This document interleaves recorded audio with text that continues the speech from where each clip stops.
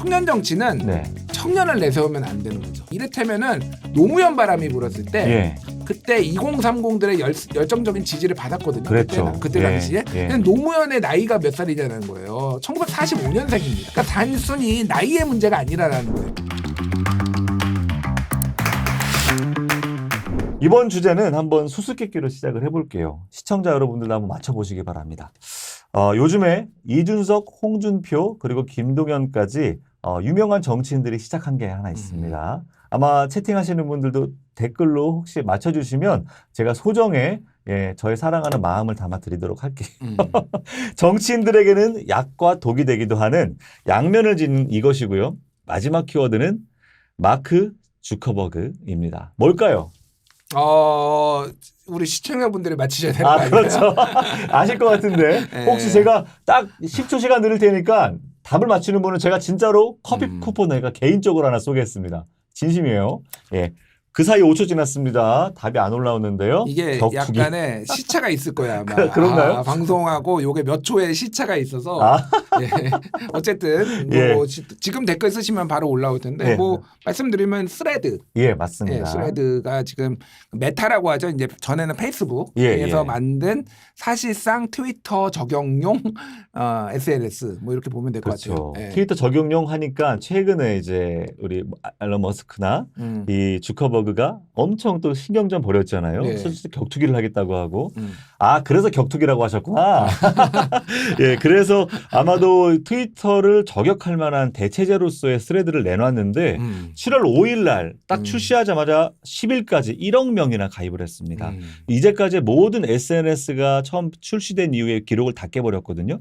국내에는 아직 잘 알려지지는 않았는데 제 주변에 조금 시작한 사람들이 있어요. 근데 놀랍게도 이준석 전 대표와 홍준표 시장 그리고 김동연 경기도지사가 벌써 계정을 팠어요. 제가 잠깐 PT로 한번 사진을 보여드리도록 할게요. 예, 경기도 오늘 비 많이 온다. 다들 우산 챙기고 이렇게 또 하나 쓰셨고 경기도지사.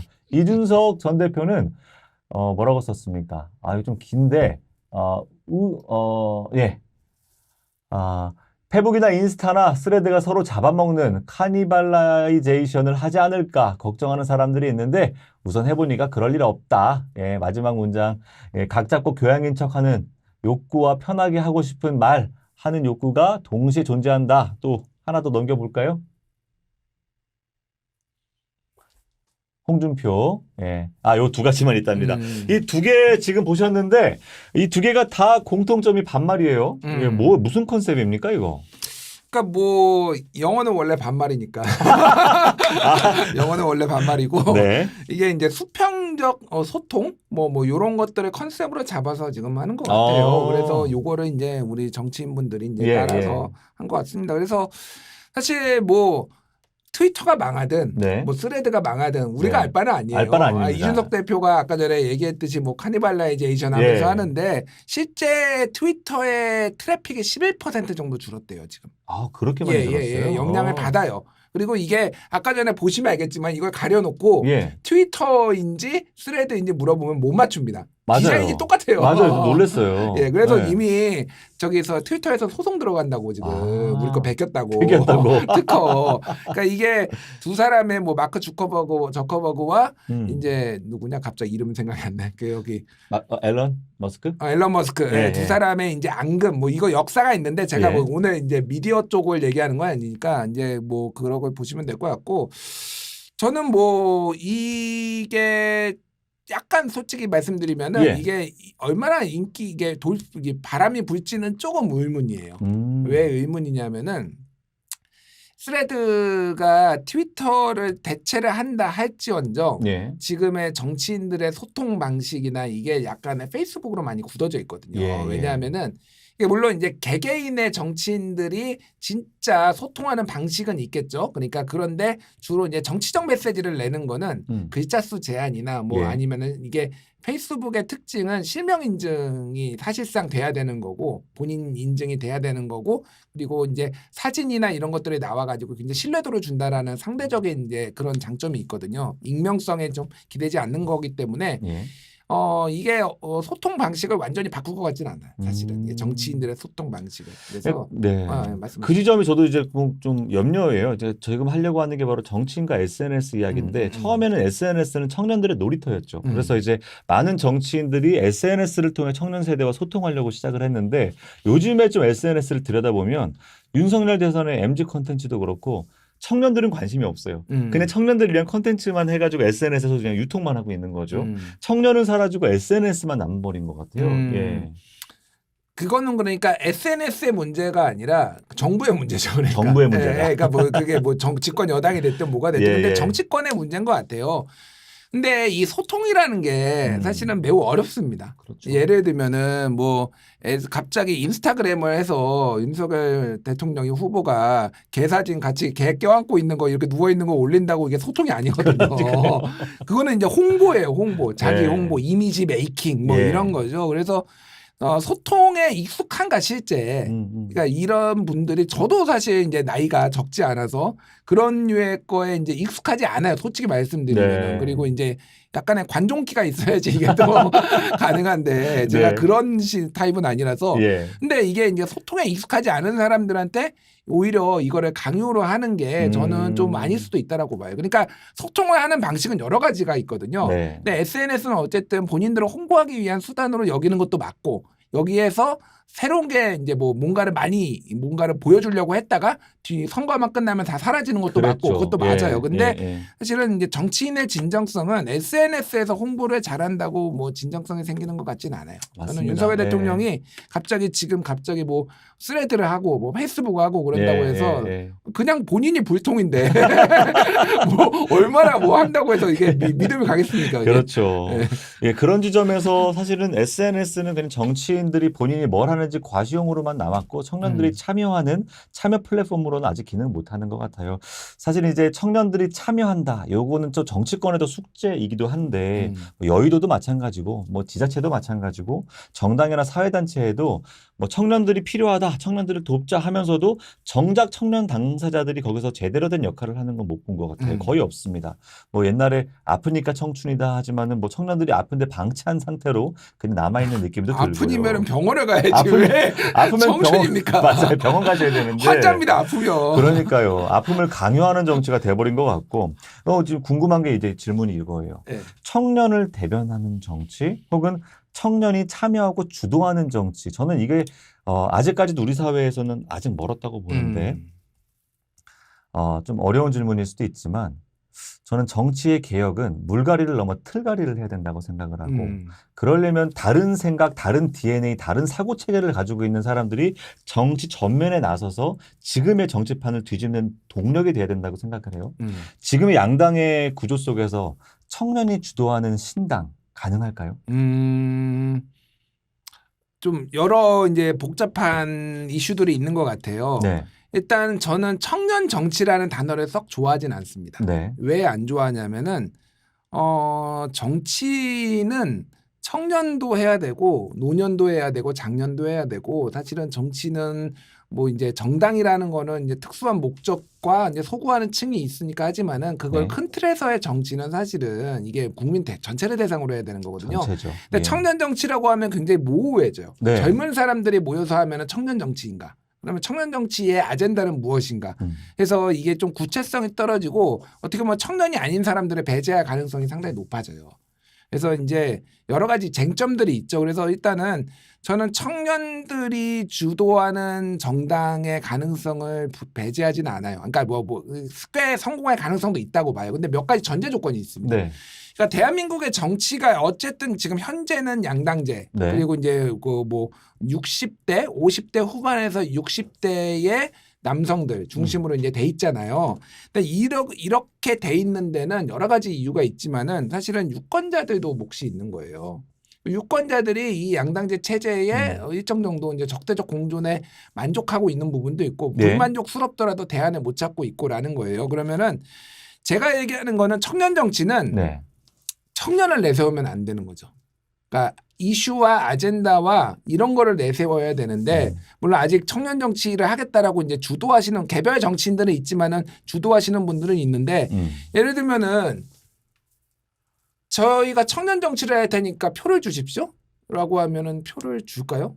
저는 이 사람이 도대체 무슨 생각을 하는지 생물학적으로 젊다라는 거 빼고 네. 도대체 어떤 아젠다를 가지고 있고 예를 들면 양당이 다 틀렸다고 하는데 그러면 양당에 뭐가 틀렸는지 어떻게 뭐를 바꾸려고 하는지에 대해서 비전이나 이런 게 없으면은 안 된다라는 거죠. 네. 또 하나는 이게 청년 정치를 굉장히 나이대로 하면은 굉장히 가둬질 수가 있어요. 그래서 저는 청년이라는 개념을 좀 확장해야 된다고 봅니다. 청년이라고 하는 거는 그러니까 현재의 가치도 중요하지만은 대한민국의 미래, 대한민국 국민의 미래를 위해서 보는 정치다. 이거에 좀 개념적인 확장이 필요하고 그렇다고 본다라면은 생물학적으로 젊은 사람들뿐만이 아니라 대한민국의 미래를 걱정하고 그 미래를 위해 지금 당장의 정쟁이나 몇 석을 더 얻고 덜었는 게 아니라 대한민국의 인구 구조 문제, 예를 들면은 뭐 연금 문제, 뭐 등등등을 해가지고 이거에 대해 비전을 가진 분들의 다 포용할 수 있는 이런 정치를 해야 된다라는 거예요. 그래야지 이게 청년 정치라는 게 가능성이 있고 역대 이를테면은 노무현 바람이 불었을 때 그때 2030들의 열정적인 지지를 받았거든요. 그랬죠. 그때 당시에. 근데 노무현의 나이가 몇 살이냐는 거예요. 1945년생입니다. 그러니까 단순히 나이의 문제가 아니라는 거예요. 그러니까 이거를 이 나이 세대를 대표하는 게 반드시 그 사람은 그 나이대 사람은 아닐 수도 있다라는 거예요. 원래 그리고 항상 그 정치인들은 그 세대를 대표했지만은 더 나이가 많았어요. 그러니까 사실은 청년 정치를 하려면은 반드시 우리가 모든 거를 가지고 모든 걸 주도해야 된다라는 거를 좀 청년 정치를 실제 하시려면은 좀 내려놓을 필요가 있다. 같이 뜻이 맞는 분들, 이런 분들의 같이 좀 명망 있는 분들을 찾아가지고 같이 연대하는 대한민국의 미래를 여는 정치를 하겠다라는 이런 정도의 청사진과 어떤 비전과 어떤 정책과 이런 것들이 같이 돼야지 청년 정치가 가능하다라는 거예요. 중요한 말씀을 주신 것 같아요. 그러니까 생물학적 나이를 넘어 사회학적 나이를 넘어서 비전과 가치를 동의할 수 있다면 나이가 많은 사람이든 적은 사람이든 리더십을 인정해주고 밀어줄 수 있는 청년 정치, 이것도 아주 오히려 성공할 수 있는 정치일 수 있는데 청년들끼리 다 주도하겠다? 이건 오히려 실패 가능성이 높다. 아젠다와 어떤 이슈 중심으로 뭔가 좀 아주 스페시픽하게 뭔가 준비되고 정리될 필요도 있고 그런 부분들을 좀 지적을 해주셨어요. 저도 되게 관심 많은 부분이었는데 오늘 김준일 우리 수석 에디터님 덕분에 조금 아이디어를 많이 얻은 것 같습니다. 요거를 개인적으로 좀 관심 있는 부분이 있어요. 어떤 거죠? 그러니까 여러 가지 이제 정책적으로 양당 꼭 반드시 달라야 될 필요는 없지만은 이제 달라야 되는 부분들이 몇 개가 선언적인 것도 필요하고 핵심적인 게 필요하잖아요. 통일에 대해서 한번 만약에 청년 정치를 해보고 싶다. 그러니까 진짜로 세력화를 해보고 싶다라는 거는 그 전선으로 하나로 저는 통일 쪽을 한번 다뤄보면 어떨까 생각을 해요. 왜냐하면은 통일연구원의 조사도 따르고 젊은 세대들 20대 30대 같은 경우에 특히 통일에 대해서 이제는 우리가 왜 쟤들하고 통일을 해야 돼? 라는 거잖아요. 그래서 이게 굉장히 이제 결이 달라지는 부분들이 있어요. 근데 윤석열 정부의 지금과 같은 게 적대적으로 이제 가는 게 맞느냐 아니면은 이렇게 좀 감상적 민족주의에 기반한 민주당식으로 가는 게 맞느냐에 대했을 때 이거에 대한 방안과 뭐 이런 것들이 굉장히 선명하게 선을 그을 수 있다라는 거예요. 제가 말하는 거는 그러니까 이런 류의 것들이 뭔가 센세이셔널한 게 세부적으로 있어야 돼요. 그러니까 이거를 우리끼리 청년 정치를 하겠다? 이게 사람들의 주목을 끌 수가 없다라는 거죠. 그러니까 그런 것들을 몇 가지 진짜로 하시고 싶은 분들이 세력화하고 싶으면은 우리가 어떤 거에 있어서 굉장히 정책적으로 다르고 기존에 다르고 이게 더 미래지향적이라는 거를 몇 가지 딱딱딱 3가지 정도만 내세워서 이거를 딱 치고 나가는 방식으로 거기에 결합이 좀 괜찮은 훌륭하신 분들이 결합이 되는 방식으로 이게 돼야지 청년 정치가 가능하다는. 전 통일 관련돼서 되게 관심 많아요. 네, 저도 이제 이 부분 되게 동의하는 게 대북 관여 정책 만능주의도 저는 어느 정도 수명이 끝났다고 보고 대북 완벽한 고립 정책 이것도 수명이 끝났다고 봐요. 30년 민주 뭐 보수와 진보 양쪽에서 다 해봤지만 실제로 대북 정책의 성과를 못 냈던 것이죠. 거기에 대해서 지금의 청년들이 뭔가 세력화한다 그런다면 이것도 아닌 제3의 방법으로 국민들의 마음을 끌어모으고 평화로운 통일을 이룰 수 있는 아젠다를 제시한다? 이거는 되게 획기적일 것 같다는 생각이 들어요. 예. 제가 한번 해보겠습니다. 제가 밀어드리겠습니다. 감사합니다. 네, 좋습니다. 이제 마지막 주제로 넘어가도록 하겠습니다. 자, 뉴스톱 김준일이 망명정부의 내각에 들어간다면 네, 아까 말씀하셨던 것 중에 여러 가지 제가 이제 공감되는 게 오늘 망명정부에 모실 건데 이 모시는 과정에서 많은 분들이 이 사람 청년도 아닌데 왜 청년 내각에 모셔? 예를 들어 이렇게 생각할 수도 있잖아요. 근데 오늘 힌트를 얻었어요. 뭐냐면 어쨌든 가치와 비전에 동의한다면 젊은 정치가 성공하기 위해서는 다 연대해야 된다.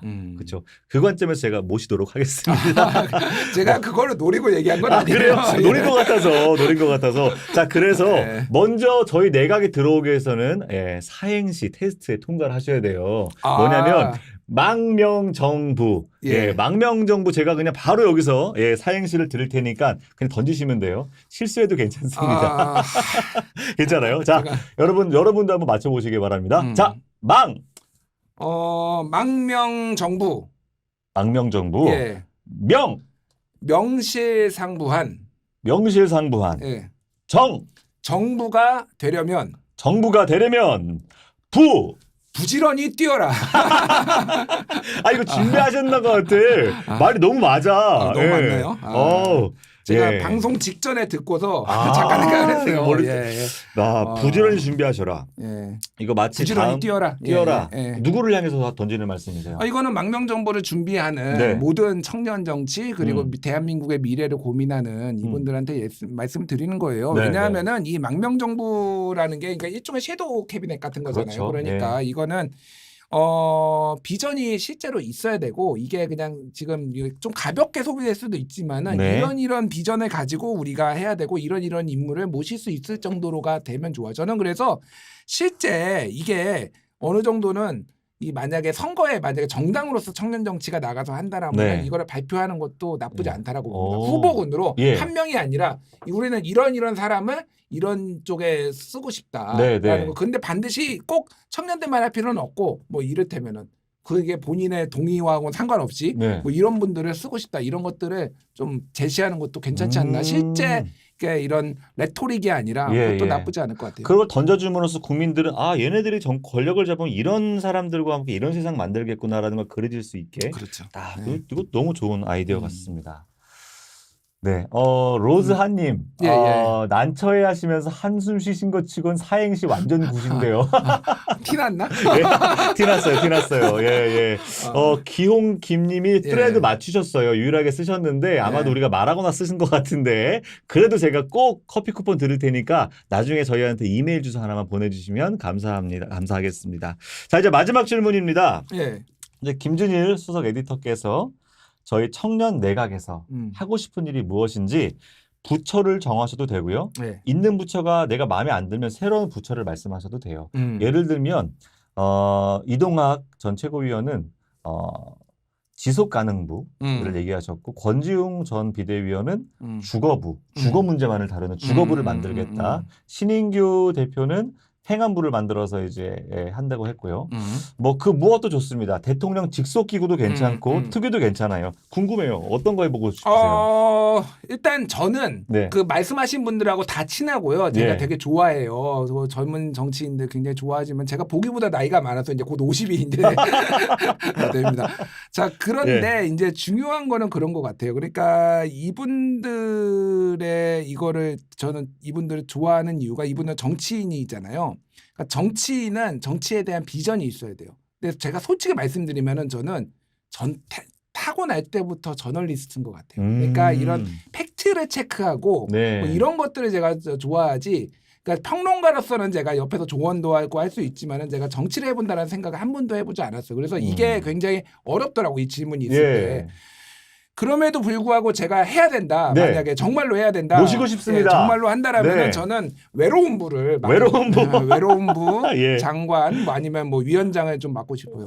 왜냐하면 우리가 다 외롭거든요. 맞아요. 최근에 성남에서 짝짓기는 아니고 어쨌든 미팅 프로그램 같은 거 옛날 사람 미팅 프로그램에서 대박이 났다라는 거 아니에요. 그거를 100커플을 했는데 뭐 한 70커플 정도가 뭐 남아서 계속 뭐 만남을 이어갖고 막 이런다는 거예요. 죄송합니다. 정확한 수치는 제가 모르겠는데 어쨌든 이게 대한민국 다 외로워요. 나이 든 사람은 나이 든 대로 외롭고요. 젊은 사람은 젊은 사람대로 외롭고 그래서 이 외로운 문제를 어떻게 해결할 것인가 그리고 이거를 어떻게 하면은 조금 덜 외롭게 아니면 외롭더라도 이거를 좀 나쁜 쪽으로 안 가게. 네. 외로운 게 반드시 꼭 나쁜 건 아니거든요. 그렇죠. 근데 예를 들면 예. 고독사라든지 젊은 사람들 지금 이를테면은 굉장히 많은 젊은이들이 특히 남성들도 여성들도 있지만 남성들이 군대 갔다 와가지고 지금 그 외톨이처럼 예. 사회에 안 나온 사람들이 굉장히 많다. 그게 전체 2030 나이에 한 뭐 3%? 뭐 1%인가 3%인가 SBS가 기획 보도도 했거든요. 뭐 은둔 세대라고도 예, 표현을 은둔 하더라고요. 세대. 예. 이게 다 외로움이거든요. 예, 근데 예. 사실 그러니까 이거를 나는 전담 부서를 만들 필요가 있겠다. 예, 사실은 예. 이런 것들이고 여성가족부 같은 경우에는 사실은 이 외로움부에 좀 흡수해야 되지 않을까 저는.